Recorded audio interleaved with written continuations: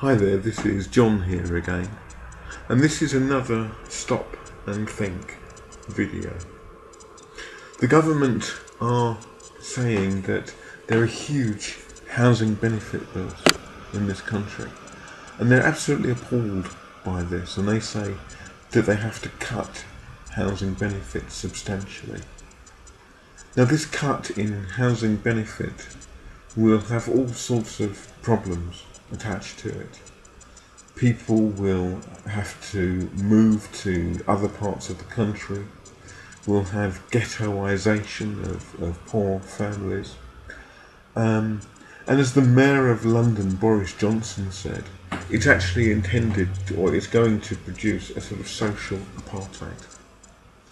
So is there an alternative way of doing this?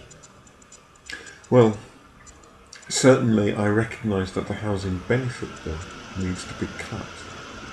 But how do you do this? Well, we can actually look at some of the causes of this burgeoning housing benefit bill to start off with. And once we identify the causes, we can also begin to have a look at some of the cures. Now, the first cause of this massive housing benefit bill is because council housing council housing was sold off in massive numbers, and this reduced the total amount of affordable rented housing in the country. Not a lot we can do about that right now. But the other cause was this. That the government back in 1989 deregulated the private sector and they allowed market rents. Now, market rents had a number of unfortunate effects. For a start, huge amounts of money came in from abroad, from Japan and America and other places, to fuel the buy-to-let system. So people would buy houses not to live in, not because they were homes, but just so they could let out the housing. This pushed house prices up considerably, and this meant that people who should have been buying houses actually were forced to rent and to pay market rents for those houses. And this, Norman Lamont, back then, it was all pointed out to him this would happen, and he said, let the housing benefit bill take the straw. Well, we now have a huge housing benefit bill that needs to be cut. So how do we cut the housing benefit bill but stop what Boris Johnson calls the social apartheid that is going to happen? Well, there is a very simple way of doing this. It's called fair rents.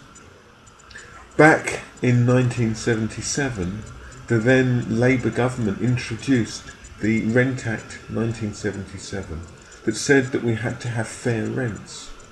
And a fair rent is very simple to calculate. A fair rent is a rent. You take a market rent and you say how much of that market rent is due to scarcity of this type of housing in the area. You knock off an amount for that scarcity and you get a fair rent. If the government were to reintroduce fair rents, this would instantly cut the housing benefit bill, and it would avoid the social apartheid that Boris Johnson wants to stop. You would also need some interim measures to actually help tenants not to be illegally evicted. You need to improve their security, tenure, their right to stay as well, and this could also be done through the existing rent officer structures and schemes. The advantages are that landlords will get a fair rent rather than a market rent, and the tenants will be paying a fair rent. Housing benefit will be cut, It would also help to end the poverty trap, where people can't afford to work because they can't afford to pay the rents, because the rents would now be fair, liberating people to go and get other jobs. So why doesn't the government do this? Well, I guess the feral elite of this government don't want to upset their mates, the property owners. Now, I can well imagine that there is an immediate objection. What happens if the landlords can't actually continue to pay the mortgages? Well, the first thing is that we have nationalised banks in this country, and they could actually be used to remortgage on low interest rates to help such landlords so that they can keep the properties. And we could certainly use that as a social policy instrument. The other possibility, the other, I suppose, concern is that if the landlords do default, then people could be made homeless.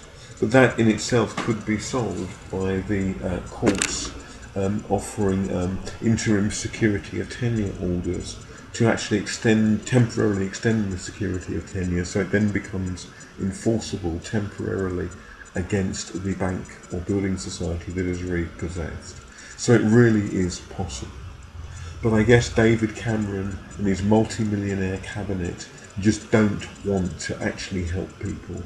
It almost seems that they're deliberately wanting to create what our Mayor Boris Johnson called a social apartheid. We have, in theory, a functioning democracy. So why doesn't one of the parties come forward with the reintroduction of fair rents? Well, you tell me. Thanks for listening.